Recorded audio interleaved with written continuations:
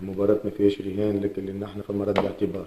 الفريق اليوم قدام حتمية الانتصار وقدام حتمية انه يقدم مردود محترم جدا، لأنه الفريق في المدة الأخرى الكل الحقيقة ما دارش مردود محترم، خاصة بعد الخسارة الأخرى نتاع قسنطينة اللي خسارة كانت موجعة بالنسبة لنا.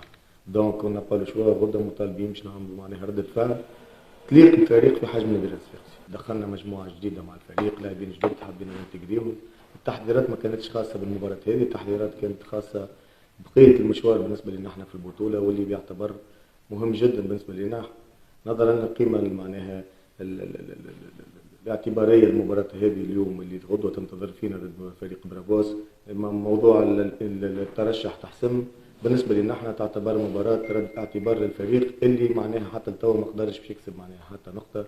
هذاك اللي خلينا قدام معناها حتمية الانتصار، وقدام حتمية انه الفريق يقدم مردود محترم على الاقل باش يردي به معناها الانصار نتاعو اللي عندهم مدة ينتظروا في رياكسيون.